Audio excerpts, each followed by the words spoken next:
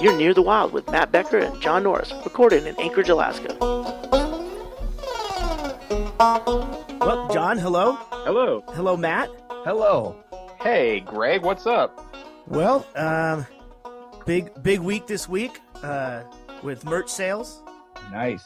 Yes, blowing out the 2014 October 2014 T-shirts. Ooh, everything must go. Oh, everything must go. Do you still have an extra large Death of a Salesman? Actually, I'm on my second run of those shirts. Those are never going to go away. We're good. Yeah, no, that's the greatest shirt ever. Those are the killer termites. Yeah, those are going to be evergreens forever. Can I go to DougStanhope.com and look at some of the merch you're selling? You can go to DougStanhope.com/store. Yes. All right. But I'm also working on the tour stuff for Canada coming up. We've got Canada dates are posted at DougStanhope.com as well, and that's June 10th to the through the month. Who owns the rights to the poster with the smoking moose? Us. We paid for it. Really? Yeah. You have it? Jordan Gum does that, and I'm all sold out. Actually, I have 4 more of those left signed.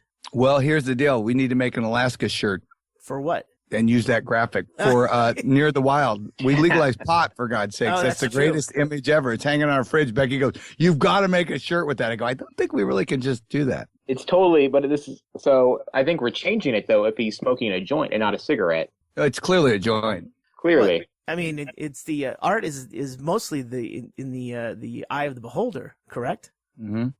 I mean, is it a moose? I can't even tell. It Yeah, could be a... I think it's just a fucking really deformed pig. We can do a big arrow with Matanuska Thunderfuck right above it, But just in case, Ziggy style. I got plenty of artists who can craft something. We don't need to repurpose something that is rather close to us already. I mean, reduce, reuse, recycle. That's what I'm all about. I get All right, that. Can we just Why flip give- it? Can we just flip the image? Why would we give an artist more money to create something new? Yeah, This, Greg. I get what I you're want saying. something that has brand recognition. If we could have him holding a Coke. Well, yeah. Are we hot to find some T-shirts? Is that what's going on? I'm Yes. running low on T-shirts. I have none.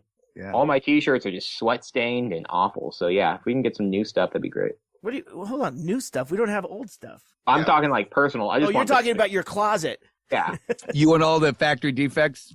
yeah, absolutely. Doug Steinhope? Well, yeah. So Canada tour coming up. I've got a trip to. I was talking to Becker earlier. A Midwest Haunters convention in Columbus in next week. The Spook Show. The Spook Show. Well, that depends on. That could be 2 things.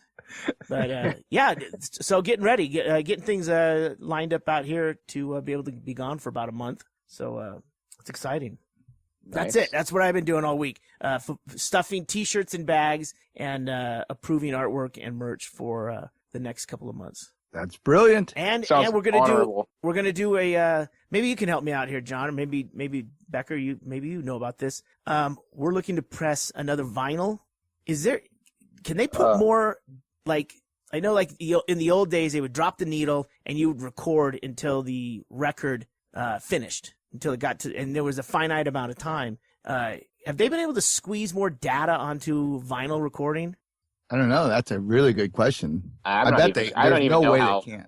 I don't know how records work to begin with, so I don't know. Yeah, well, I mean, records have actually, we just had Record Day, National Record Day, but vinyl has increased dramatically over the past couple of years, and that's not just hipsters. It can't just be hipsters, because most of them are broke. All right, John, here's a question. Yeah, Here's I'm the ready. question. You win a free one of my microbrews when they're done, if you get this right. Okay. How many grooves does the average 45 record have? How many? I was hoping the web page that I was on would tell me just How now, many? but it's not Say here. it. I'm gonna say Say it 67. wrong. I'm going to say 175. No, one. Oh, because it's spiral. One groove that goes Guys all the way are the around. worst final record guessers ever. Ooh. You know what? I don't really have any vinyl record experience. I'm not much of a collector. the whole like, I don't know. There are people I watched a documentary actually of people that are like obsessed with going to record stores and thrift shops, and they like dig through the crates and bins trying to find classic stuff. That just seems like the most unfun job. Oh my God, it's so fun. It is so fun. Yes. John, I got to tell you, I have mine goes back to when I first discovered comedy, because my dad we've talked about this before. My dad had Bob Newhart, Bill Cosby, the pre-rapey Bill Cosby, and Andy Griffith. Andy Griffith, when he did comedy albums. Yeah, he was amazing, wasn't he? Yeah, so I remembered that, and then when my dad passed away, my mom promptly took those right to the curb. So I never actually was able to scoop those up. But then I was on a kind of a quest in like 2001 to find those albums and more.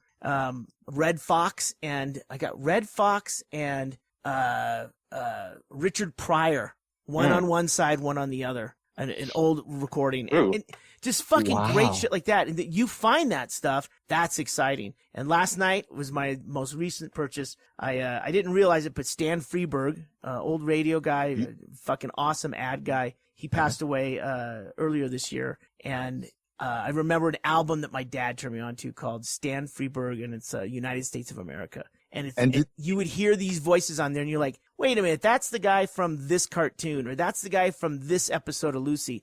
He had all the guys, the old radio guys. It was fucking so good. And I found that record on eBay last night for $6. So, yes. And do you listen to these when you get them, or do you just want them to have them? Don't own a record player. And most of my records are still in Seattle in storage. I haven't brought them down here yet. But I will probably be getting a record player within the next 6 months, just because pretty stable down here and not going to be moving around. So it's worth it. The last record player we had here, it kind of warped in the sun. It had like a synthetic belt that got loose, so everything would kind of speed up and speed down. And so country music sounded the same, but any other kind of music didn't sound right. Country music sounds better when it's slow. Well, up and down. I've never been a collector like of anything. I mean, I have some boxes of like shit that I've had for a long time, but that's just because I'm too lazy to like go through it and throw stuff out. But every time, like I've had friends where we go like thrift store shopping, and they have to like, they can't leave without having an armload of stuff. And I walk around and I see like stuff that's cool, but then I'm just happy to leave it there because I'm like, never mind, spend $1 on this and then look at it once. Well, but I feel like I should maybe start a collection of some sort. Like a hobby collection, like thimbles or spoons of all the states? Yeah, I don't think it even matters what you really collect. Well, can't you start that with somehow fold that into your brew making?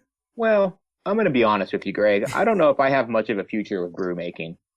I think I'm gonna make a couple more, and then I'm hoping you guys are gonna get sick of it too, and then we'll stop talking about it.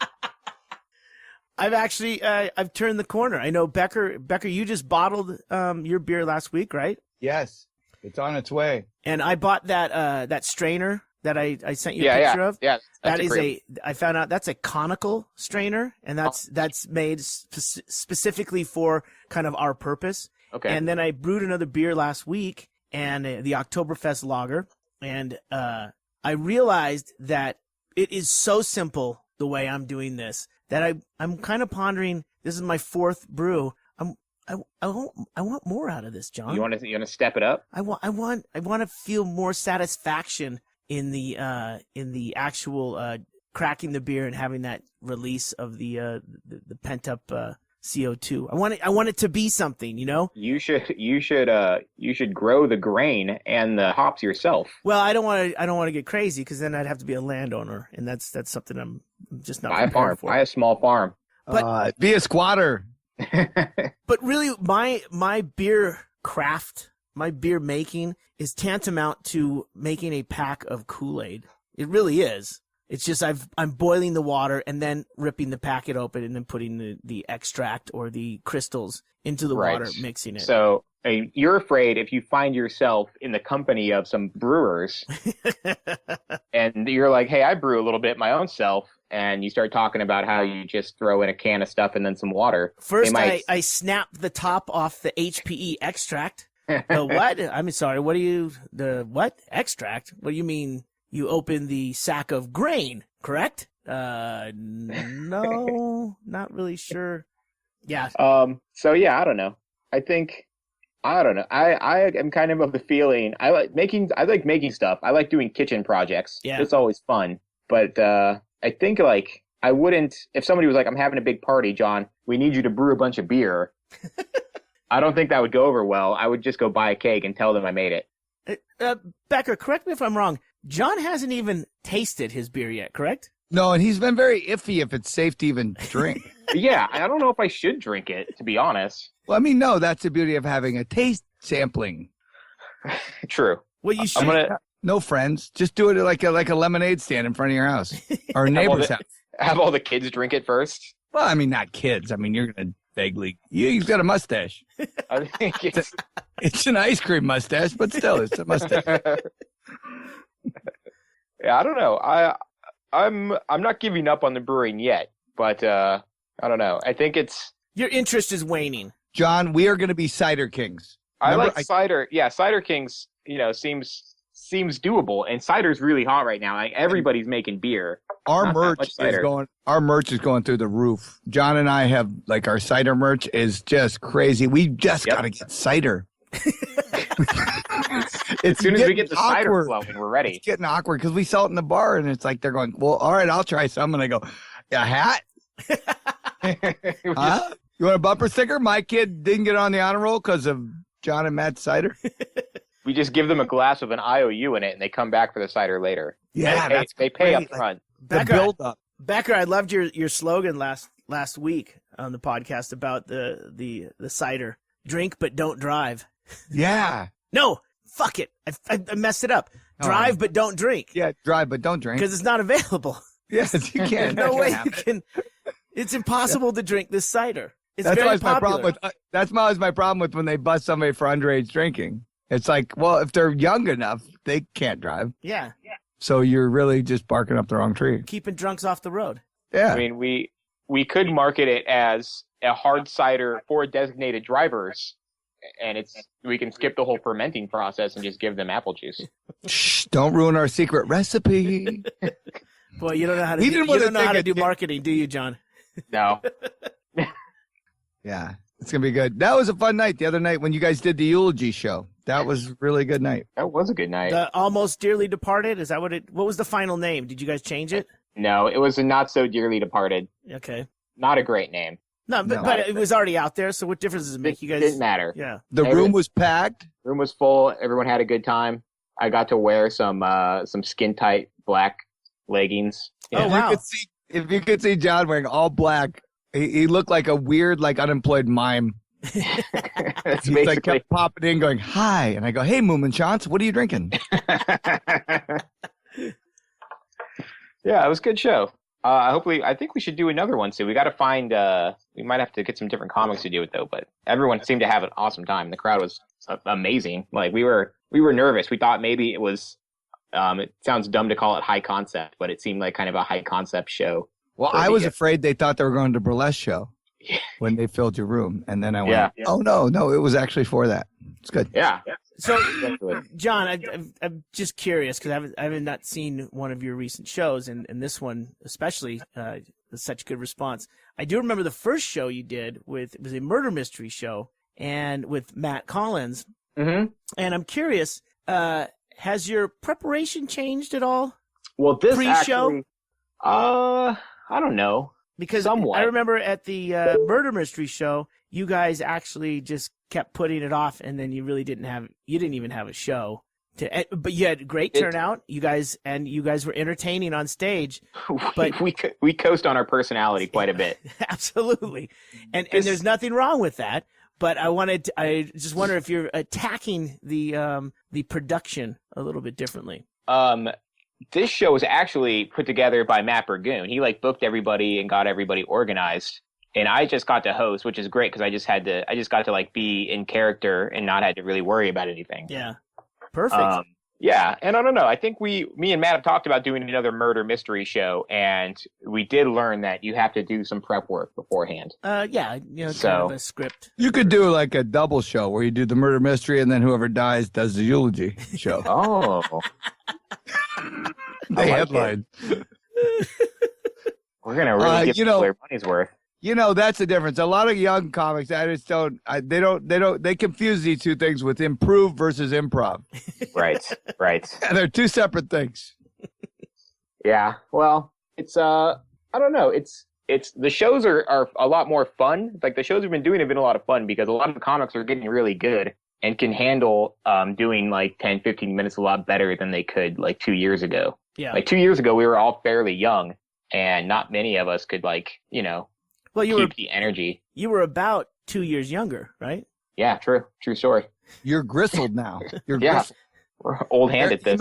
Remember when you watched like that was it Cape Fear? You're like the thing when he's doing the chin ups now. You got tattoos all over your back. You're like it's all your notes, but still you're like I got you, Consular. I'm coming, Consular.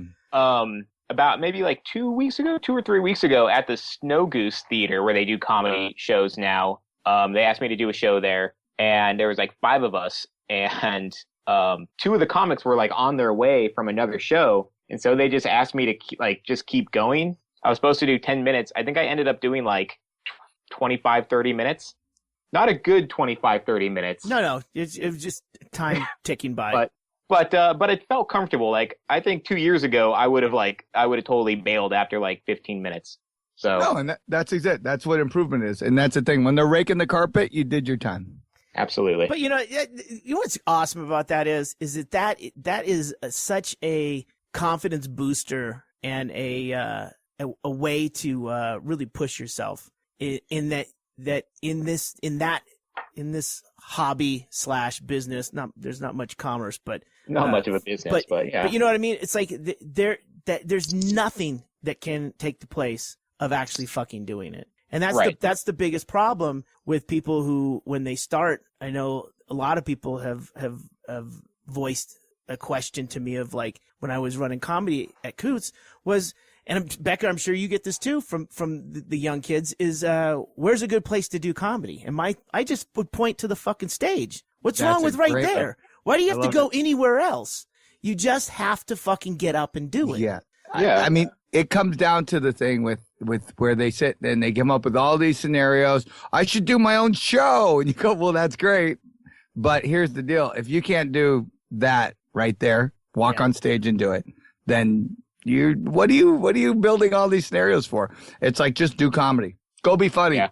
It weeds out all of them. I mean, it's like with music. If I hand you a guitar and go ahead, play, everyone in the room knows if you can play or not. Yeah. True. There's no room for error. It's pretty quick. And so I don't think Matt Collins would mind me announcing on our podcast that he's not a part of, but Matt Collins just got accepted to the Chicago Exposition Comedy Festival. What's that? So it's a 3-day festival they do in Chicago in July. Mm-hmm. I think Todd Glass is headlining, and there's a bunch of other comics. Cool. Oh, great. So yeah, I think it's one of those things like, if you want to do comedy, I don't think you have to be anymore anyways. I don't think you have to be in a city like LA or even San Francisco or something. Just do it where you're at and, film it and share it and get out there. Yeah. My advice to one guy who has since left the comedy scene in Anchorage, we haven't seen him much, but he wasn't much of a friend to all the other comics. One time he asked me like advice on where to go to get better. And I said, go do a triple run. I fucking dare you. Because they will fucking eat you up and spit you out. But you will come back like much more experienced. No, I mean, that was the thing. You're exactly right. That was always my problem with some of these people that lived in San Francisco that ran into later in life. And they went, oh, well, I've done this. And they're throwing their credits at you. I go, you ever done Walla Walla, Washington? Yeah. And they go, no. And I go, they'd kill you there. Yeah. Talk about toast for an hour. Coeur d'Alene, Idaho? Anyone? Yeah. No? And that's the thing. It's seasoning. That really is. It's not that you oh, well, I don't, whatever. It goes full circle. Yeah. But comedy in general, if you can figure out that, then you can do the other. It's easy to do an auditorium full of people. Yeah. It's hard to do a bar with 8 people. Yeah. Where during your But it set, pays about the during same. your set, they're already moving the tables and chairs off the dance floor. Right. Yeah. You know, But I've also seen certain people we know, like Doug Stanhope. I mean, a handful of them that I've seen them kill. yeah. I mean, kill, and they come off and go, well, they showed up, and so did the comic, and that's what they forget. It doesn't matter how many people there are. I work in a little bar with 13 seats. I've had a great week. We had beautiful weather, sunny out. I fucking went on a rant on 3 different rants that I went. If I was on stage right there, that would have killed hands down. There's no question. Becker, on your triumphant rebooking of the Triple Run with Doug on your 10th or 12th anniversary of starting comedy with Doug. Yep. You guys passed through, and I was up in Seattle at the time working up there, and I met you guys, and we did the Idaho, and then I think we went north up to, I think, Whitefish or something. Yeah, we did Montana run. We went up at Baker. We get up there, and it's basically it's a ski town when there's snow, of which there was not. It was in the summer. And it's hardly a town when there's no snow. Exactly. And we were at a show. I mean, this is Doug and Becker kind of retracing their steps from when they first started doing comedy on the road. And it was a fucking horrible fucking gig. But there were more people at the bar bellied up where I was sitting than sitting in front of the comedy show. But you fucking do it. There's no ifs, ands, or buts about it.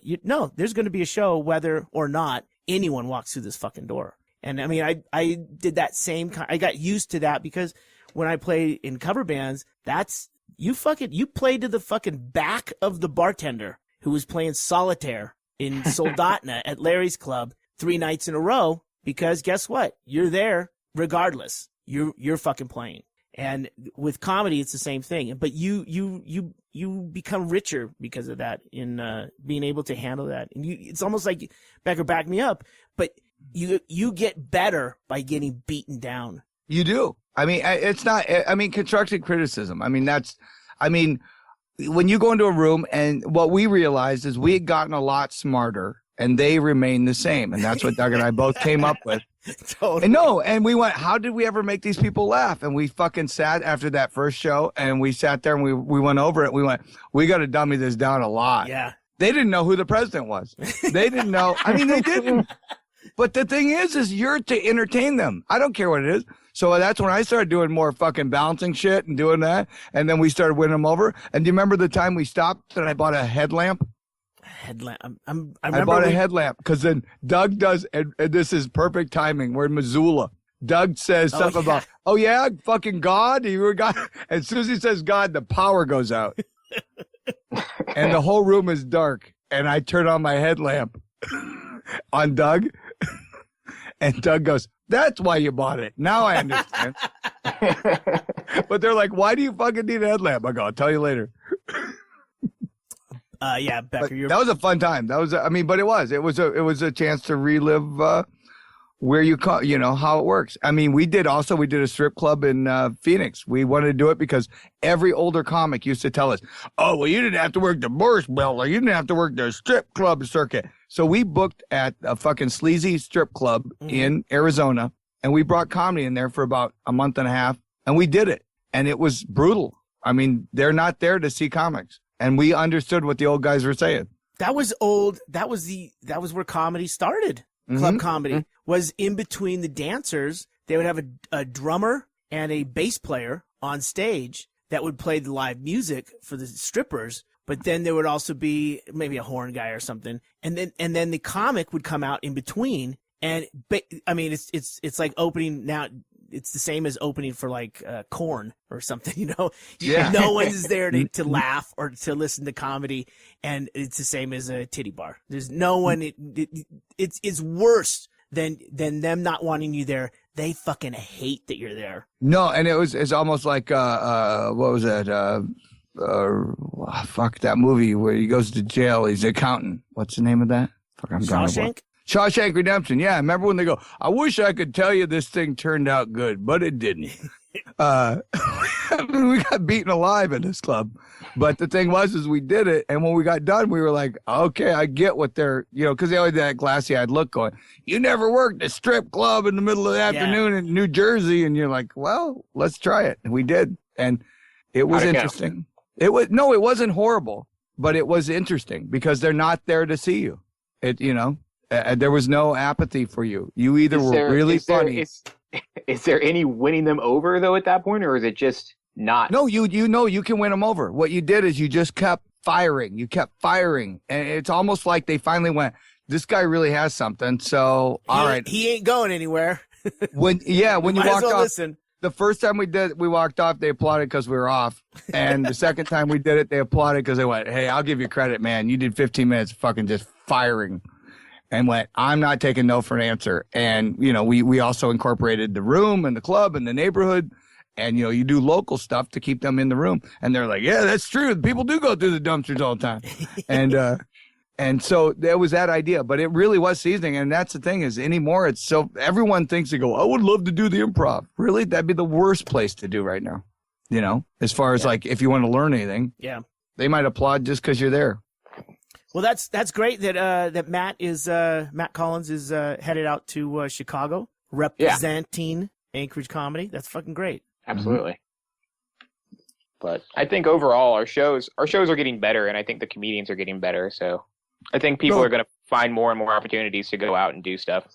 Yeah, and I think it's a good idea to come up with formats and just build the show and rehearse it and plan it like you did. And I was amazed. I came in; it was a beautiful day. No one's taking that into account. You don't realize Alaska's been having 60s and 70s a week, and that's unheard of before Memorial Day. So we're all gonna die. But on a happier note, you filled a room up on a beautiful day, and that's hard to do.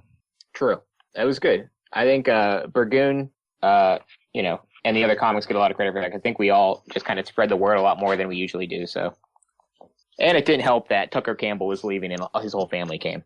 Yes, no, that's good. It's good that his family still talks to him. Yeah. Yeah, support, man. There you go. He's going to Colorado, right? Yep. He's going to go live off the land. Yeah, him and his wife are going to go live in a cabin in Colorado. That's kind of cliche, isn't it? I think so. Hey, John, what about your movie? You just got some an accolade for a movie you made? I just got paid to make a movie for this YouTube channel called Seeker Network, which is a Discovery Channel thing. Accolade, that means money. I don't know if you know that. So yeah. They hired me to make a little video about Anchorage and just make basically just a music video shots of Anchorage. Yeah. And it's been really popular online. Some great YouTube comments that include, so Anchorage looks like shit. You captured it. I did. I did it. I think I captured the spirit of the city. John, if YouTube would ever follow my advice and charge $1 per comment, they wouldn't have these kind of comments. It would not be this problem. It would weed out the bad comments. There might be some people. The people who would comment would be really fucking angry. So, or John, rich. Or rich. Hey, John, what's the name of the movie? How do they find it on YouTube? I think if you search Anchorage Seeker Network, it should come up. Seeker, Seeker? Yeah. All right. I'll put a link in the show notes too. Yeah. Well, congratulations. Thank you. Yeah. It's the first thing that comes up when you search that. I've been I'm trying to make more stuff this year. So I've challenged myself, and I guess now that I say it on the podcast, I'm going to have to actually do it. But I want to make a new video every week for an entire year. Interesting. And see how that goes. I feel like I'll fail, but it's difficult enough that it's worth doing. So we'll see how that goes. So I got one I want to make too. I need ideas. Yeah, I have a great idea. It's really funny. Well, I'll tell you, when we started the Tin Can Rehab with Doug and having to do a podcast every day, there's a grind that you end up finding efficiencies in the way that you approach the deadline every day. One of my efficiencies was realizing that Saturday and Sunday no one really downloads, so I can fuck off a little bit more and drink and post it a little bit later. But it was one of those things where I didn't realize how much work it was going to be. It sounded like it was going to be fun, and and it was. But the work part, yeah, you definitely have to fucking you have to. I mean, if you're gonna buckle down and do it, this is all you to do that. Yeah. Whereas with me, it was having to go on his schedule and get things done, and yeah. Right. Yeah, there's merit in that because it definitely it tightened up some of the way that I handle production. But did it make other parts of your life easier since you were basically just like cutting other stuff out to focus on getting these podcasts out every day? No, it made nothing easier. It was just like, oh, fuck. It was a triple run. Exactly. These Negronis are so good. I'm gonna and then I would fall asleep, and then I would wake up at 3 a.m. or 4 a.m, and then start editing, and then that would be the one from the day before. But it would be out at a time that was still considered, because we were recording and then producing within 12 hours. It was going out the next day. It was so funny. I get up in the morning. I get up because I was in Costa Rica, so I had the time difference, so that worked. And when I got back home, there was a time difference of the reverse time difference. So I kept pulling up going, where the fuck is it? What the fuck is this bullshit? Yeah, one of my biggest complaints came from Matt Becker. But it was so funny. I would love guessing the song. Becky was there watching. I go, it's going to be. And it was like Joe Jackson. I go, bam. And bam, it came on. It was so much fun to guess the songs knowing Doug's playlist. At the end of that, I had to leave like 3 days before. And then Hennigan came out and took care of it. But not having to do that every day was such a fucking relief after that. But even like last night, Doug was talking about how that made him, think more about content and continue to like how to fill things up and like to fill time, and to have that. How to stop saying, did I already say this? Doing it every day, do you think it was good for the pod? Do you think people liked it? And it doubled our numbers. Yeah. In fact, since then, and we're down to 2 times a week now, which is still, that's considerable. Our numbers still are not what they were when we were doing it every day. Yeah. Which is, I think but we're still way up ahead, almost double of what we were when we first would just put one out a month or one every couple weeks. Right. Yeah. So the next year, I'm going to make a lot of videos, 1 a week. I'll be exceeding eventually. 5-minute video, like a YouTube. I want to do like short films. Mostly I'm going to make short films. I want to have to like force myself to actually like spend the week writing something and then shooting something on like a Friday night or a Saturday and then editing on Sunday. Yeah. That's my plan. And so I've been watching a lot of like Kids in the Hall and just that kind of stuff. And I want to just write like those kind of scenes that have like maybe 1 or 2 people in them. Well, that works out good. I think I can do it. Yeah. Keep it simple. I know Tim Madonna will keep me honest on Twitter. Yes. And that's kind of your fort too, because you run the Anchorage small like short film festival or something. Right, and that's what I want to be doing. And I get so busy doing like the stuff people pay me to do that it is sometimes hard to fit the stuff I want to do in. Do you look at things like throughout your day as you go to work or in your life day to day? Do you look at things and compartmentalize it as like part of a movie? You look at something like a comic is constantly looking for material, and they're kind of running through in their head, kind of like hypersensitive to things. Whereas, do you look at things like that as like a subject for a movie or a storyline or something like that? Yeah, I think I do, and I spend a lot of time like eavesdropping on people who are talking around me, and I don't know, I do kind of the same thing, like I don't know. Any comic would do, because I'm also trying to write jokes and stuff as I do it. But a lot of times, the way I think of jokes are as in like stories. I'm not very good at writing like one-liners. So a lot of times I'll think of things that I try to write as a joke, and if I like it, I'll write it as a short film too. Yeah, that is your style, more of a spinning yarn.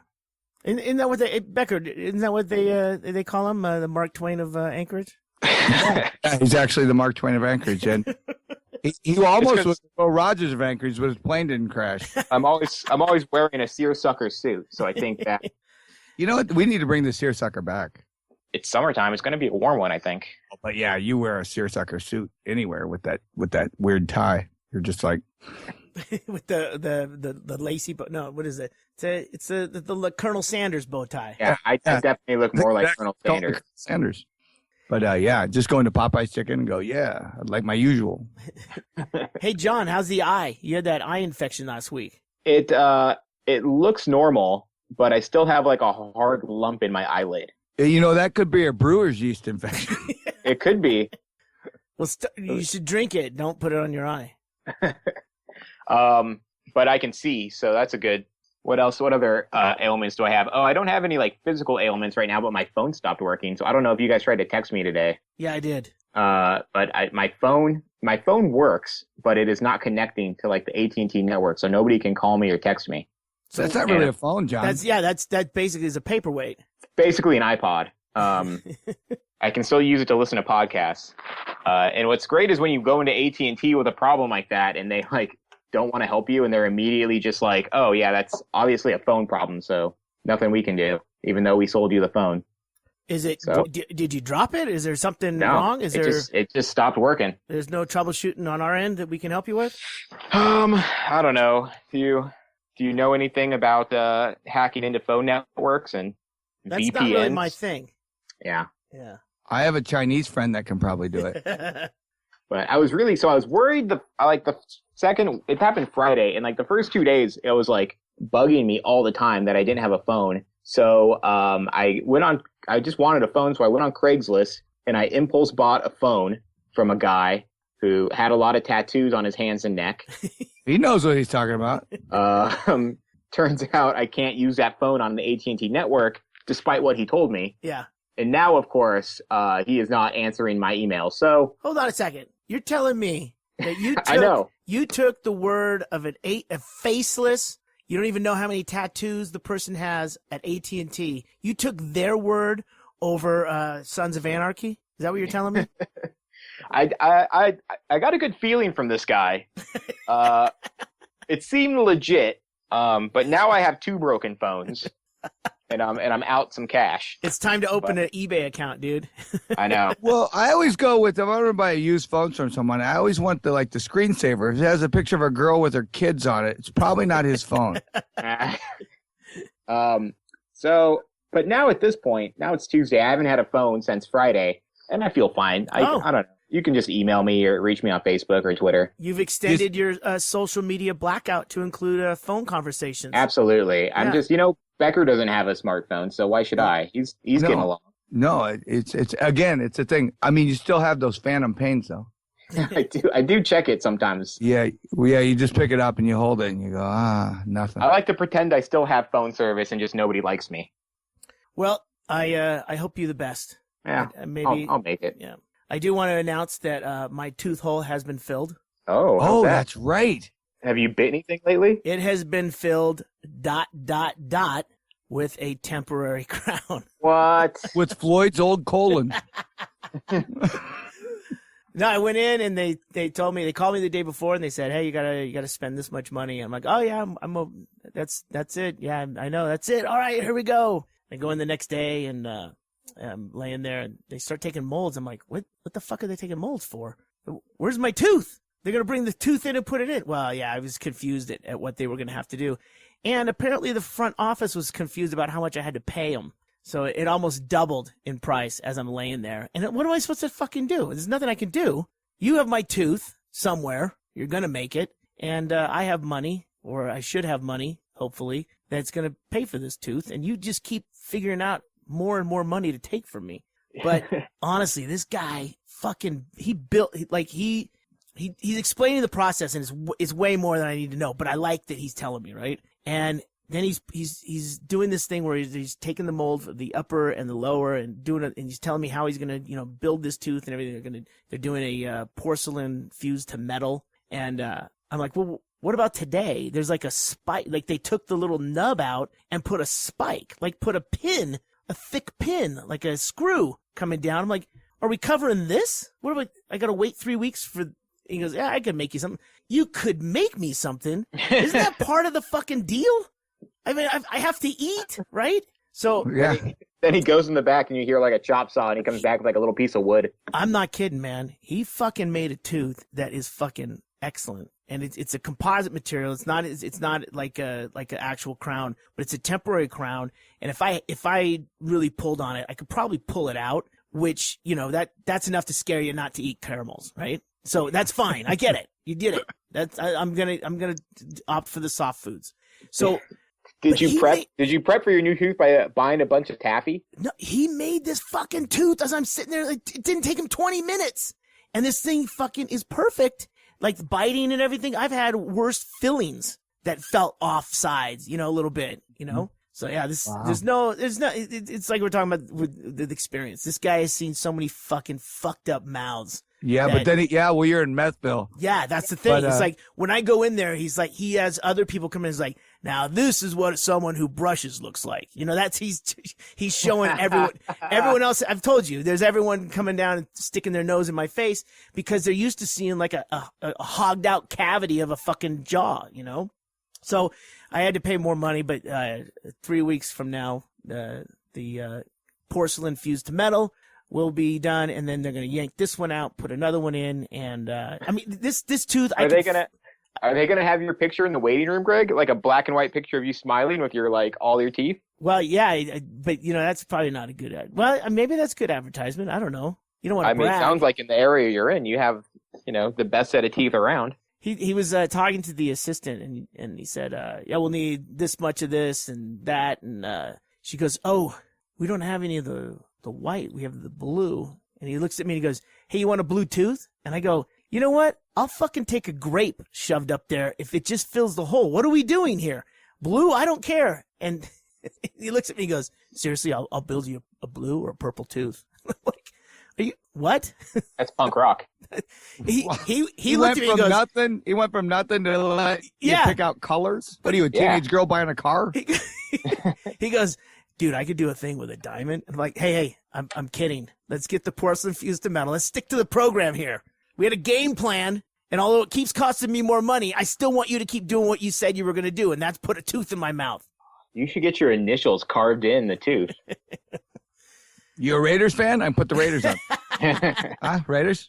That's funny. It would be a blacked out tooth. So that's exciting. Yeah. That's what I got going on. Oh man, it never ends. This is an epic journey. Yeah. Yeah. You make it really sound like doing your own dental work is okay. Yeah, it's pretty insane. Just the process and everything that's going on. So will you be caramel friendly when he's done? Oh, absolutely. That's no, cool. I'll be in the. I'm sending you some saltwater taffy. The Bisbee 4th of July Jawbreaker contest. I've already entered. The gravel eating invitational.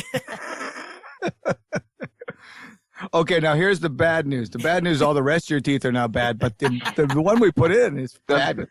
Now you know the process. I don't know if you want to cut this into earlier, but I just found out that KFC is bringing Colonel Sanders back. Colonel Sanders, the spokesman for KFC. He's been gone for a long time, but now he's back, played by Darryl Hammond from Saturday Night Live. Oh, I see it. Big news. Did he do a Saturday Night Live skit? I don't know. I mean, how did they pick him? I don't. Maybe he applied, just sent in a. Probably dressed up like him and just went wandering around the offices and went, hey. He's you here. think there's a resemblance? Well, Clinton hasn't really been in the news. Bill Clinton, and that was his big Saturday Night Live impersonation. Wow, yeah, they should have got him. He was the person. Wasn't he like the longest cast member ever on Saturday Night Live? I thought it was Tim Meadows. Had him for a long time. I think it's between the two of them. Let's hold on. Let's do a quick Google before we leave. I think if we don't know this, we'll want to. So, hey, how about Louis C.K.'s Saturday Night Live appearance? Oh, my. Oh, that was great. Fucking great.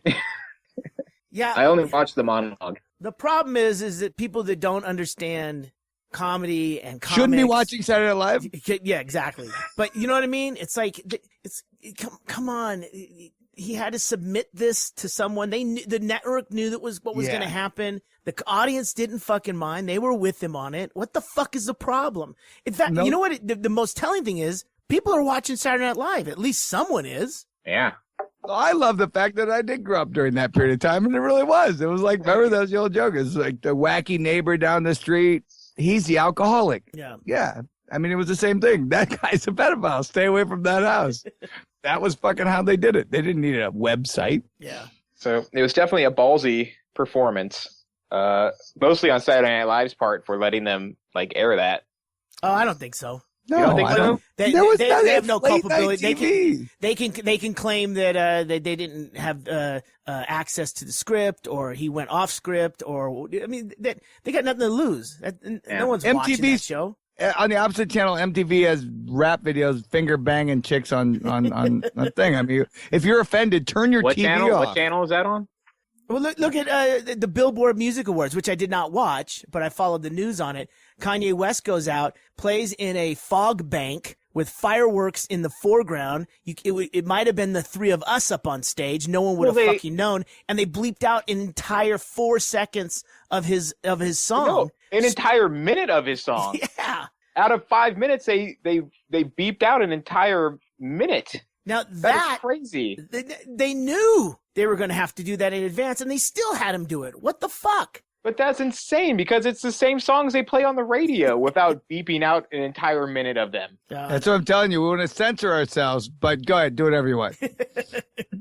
No, you can't do that. Crazy. Anyway, Darryl Hammond. I know you guys have been waiting for this. Yes. He retired from the show after a record-breaking 14 years. He holds the record for the most shows of any cast member, with 280 shows. Wow. Wow, he really milked it. Yeah. Now now he's the announcer now.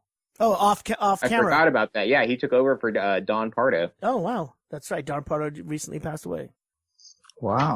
Well, there's our answer. That's a good way to end it. There you go. Little something for you guys to think about. Darryl Hammond. Thanks. Hey, you've listened to another episode of Near the Wild. I'm Matt Becker on a 68-degree day in Anchorage, Alaska, sitting on a bus. I'm John Norris on a 67-degree day in Anchorage, Alaska. We'll find out who's right. And I'm Greg Chaille, and I do not have a thermometer, but I'm wearing shorts in Bisbee, Arizona. Goodbye. Thanks for listening. You've been listening to the Near the Wild podcast with Matt Becker and John Norris, recorded in Anchorage, Alaska on Matt Becker's backyard bus. Engineered by me, Greg Chaille.